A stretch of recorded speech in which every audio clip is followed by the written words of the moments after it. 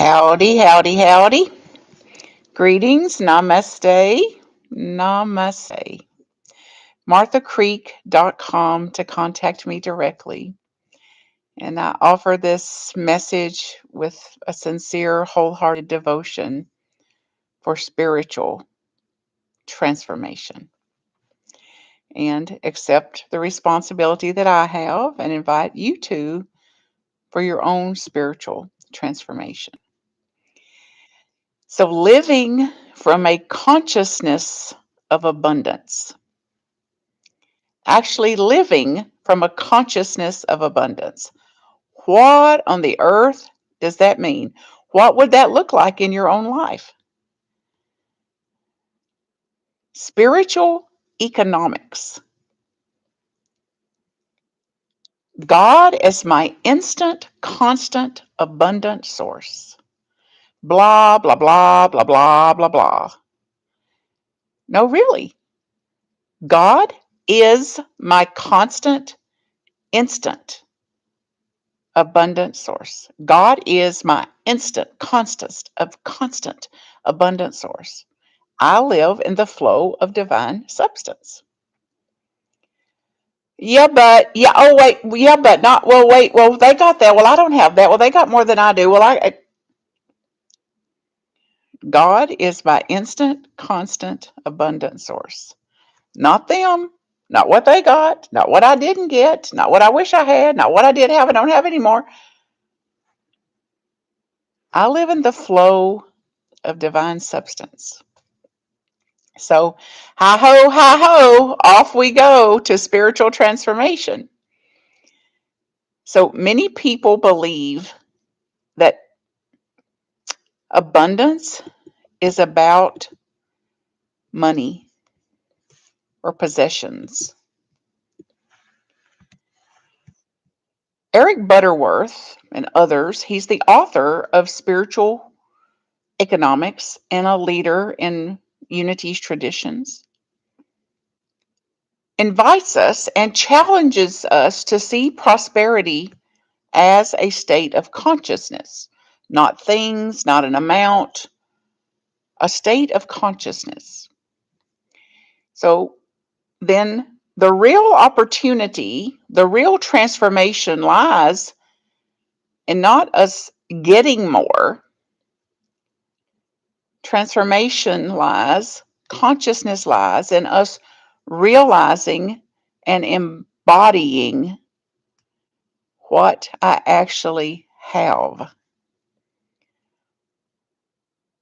awakening to, aligning with what I already have, what is within me, what has been given me already. What am I gifted with? So I have the gifts of Martha Creek. I have the amount that Martha Creek's supposed to have to do what Martha Creek's here to do.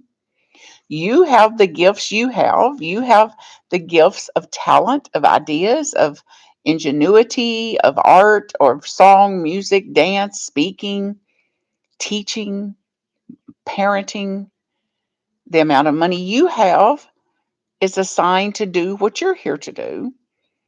And our discontent in it, our pushing against it, our resisting it, keeps us regressing instead of progressing into a spiritual transformation.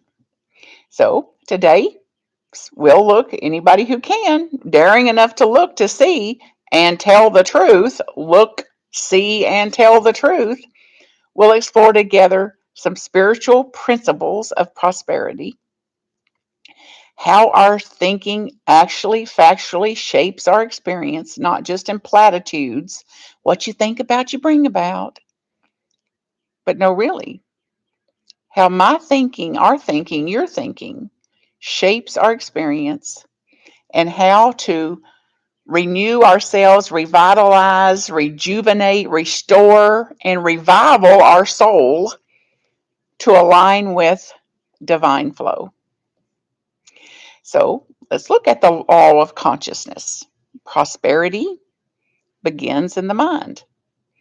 Eric Butterworth says it as your fortune begins and ends with you. Your fortune begins and ends with you. Unity says it as we are co-creators with God, with Spirit, with a living, loving, eternal source of all that is. We are co-creators with that. So if you believe these teachings, then our prosperity is not about external conditions, but about an inner awareness. Your fortune begins with you. So if that's true, now I'm not asking you to believe it. You got to look at what you believe and take some responsibility for it too. If we want to experience abundance, then we're going to have to shift what we think and believe about it. Unity's principles, we create our experience through the activity of the thinking. So we create my experience. I'm creating my experience through what I'm making up about it. I look upon a thing, interpret the thing, and then experience what I just made up. So whatever I call it, I'm going to experience it. So I better be careful then and a lot more mindful about what I'm interpreting and about what I'm calling reality, what I'm calling the activity of life. So then a practical application to this includes shifting from a get mentality to a give mentality. I already give a lot. Don't be asking me to give more. I give a lot more than most people. I give more than I can afford. It's like shifting from a get mentality to a give mentality. So instead of asking, what can I get? What have they done for me lately? How can I serve? What would enliven me? What's an integrity for me? Like what is the right amount for me? How can I serve? How can I contribute? How can I serve? What can I do? I can't do everything, but I can do something. You can't do everything, but you can do something. And every one of us can do more than what we're already doing. We can be more than we're already being. We're infinite. We can absolutely give more attention, give more gratitude, give more time, give more service, give more money, give more than we already are with a different attitude about it, which is I'm giving out of my gratitude for what I have versus giving out of some kind of duty or responsibility about it. Daily affirmations might include I am one with the infinite flow of divine abundance. I am one in the flow of divine abundance. Money appears, and the reason for the money appears. Everything I need is already within me. This is one of my favorite quotes from Myrtle Fillmore. And I don't even have it here, but I've embodied it to a degree, and it goes along these lines. It's not exact. You already have within you everything it takes to do what it is you're here to do, to create the world you want to experience. You already have it within you. And here's my favorite part: get at it. Now, get at it. So, let's get at it.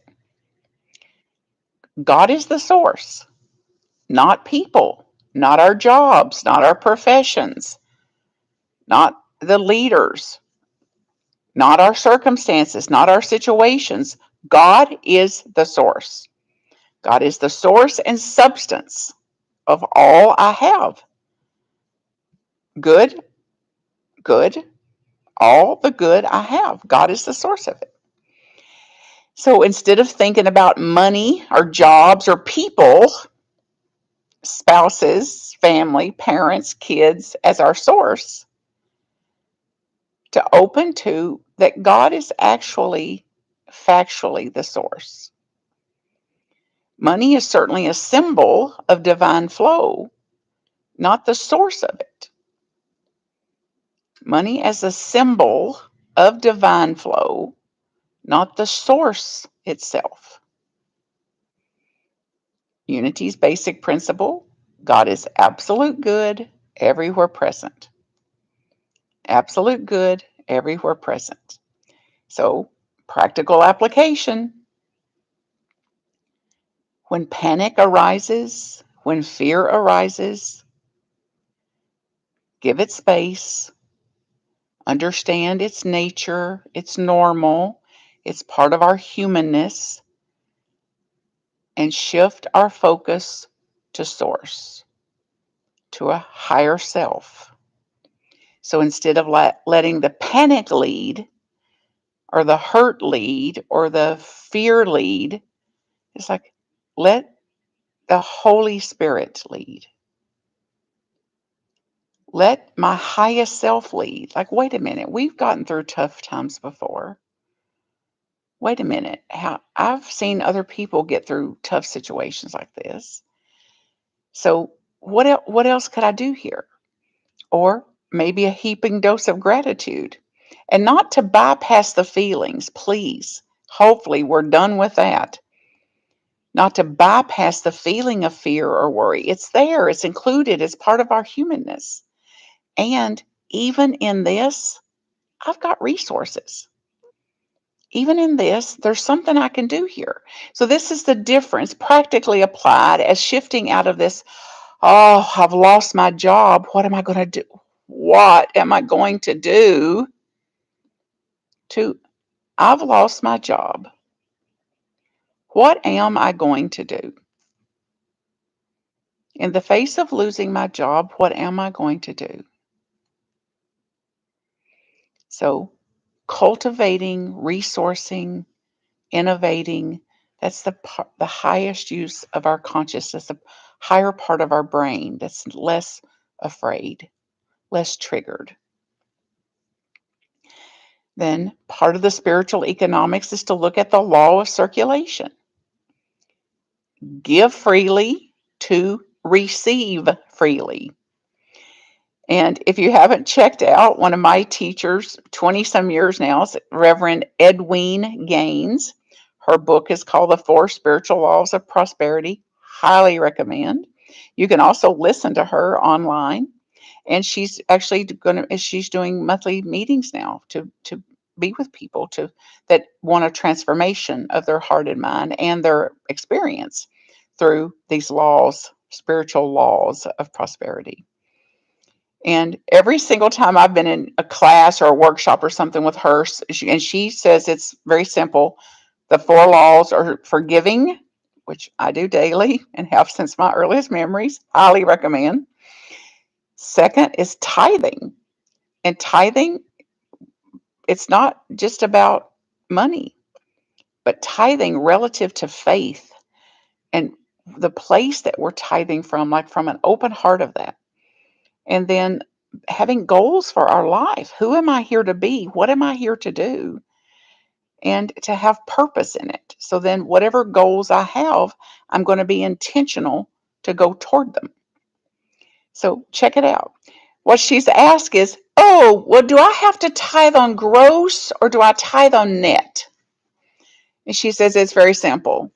If you want to receive on net, tithe on net. If you want to receive and be blessed on gross, tithe on gross. It's up to you. So faith is not a vague notion when it comes to the law of circulation. This is a positive act, a positive spiritual discipline. Faith as a positive spiritual practice, action, and understanding that giving and receiving are part of the divine flow, and holding on too tightly blocks the circulation.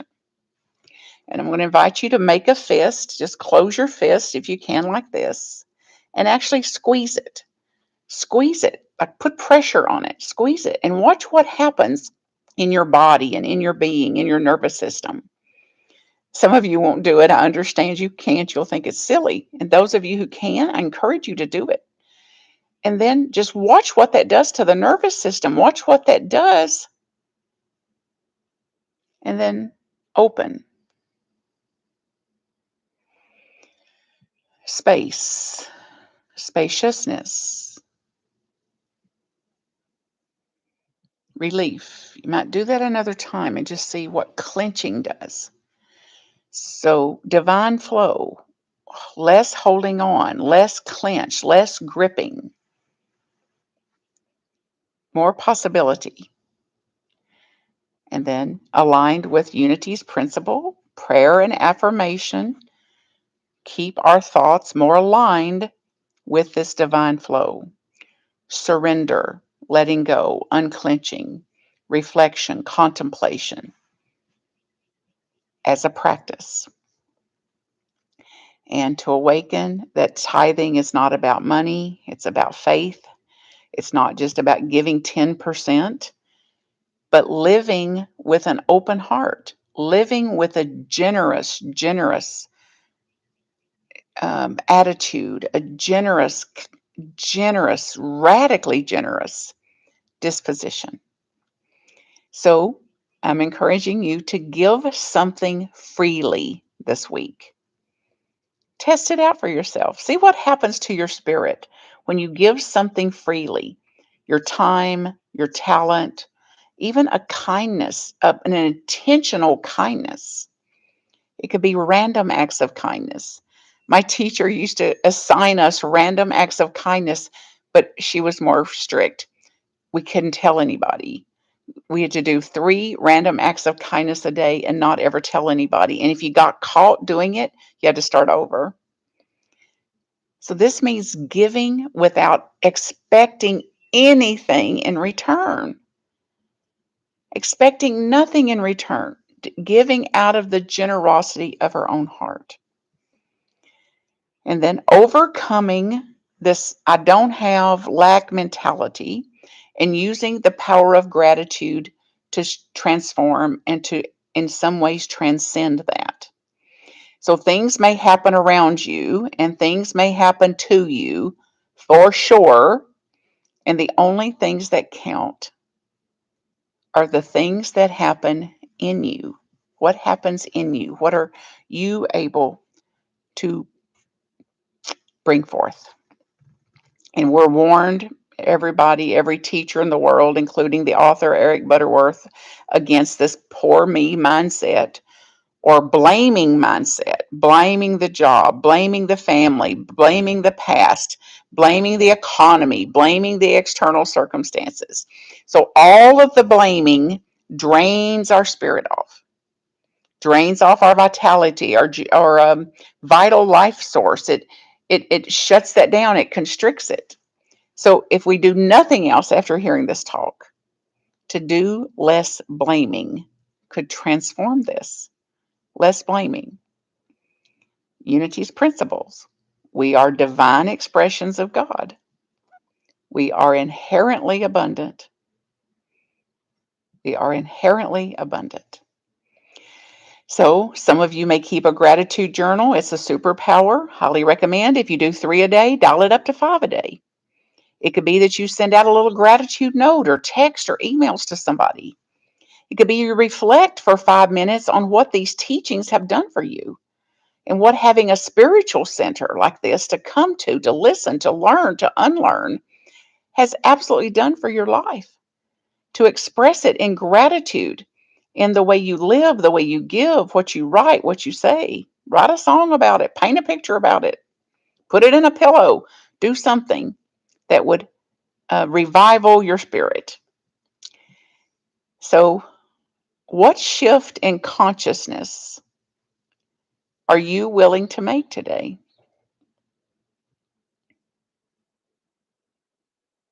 What shift in consciousness are you willing to make today?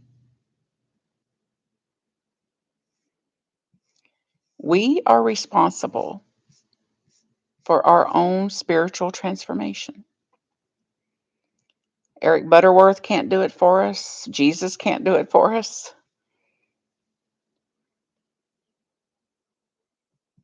I am responsible for my spiritual transformation. I'm responsible for my consciousness and whether and to what degree I'm living from a consciousness of abundance. What would you do less of if you were living from a consciousness of abundance? What would you do more of if you were living and expressing from a consciousness of abundance? I bless you in it. I uplift you in it. And I absolutely live in a wild, unshakable faith that the greatest iteration of us is coming forth here and now through our awakening to the inherent innate power that we have and that we are as divine beings. I bow to you. God bless you. marthacreek.com to contact me. Any way in the world I can ever support you, get me word.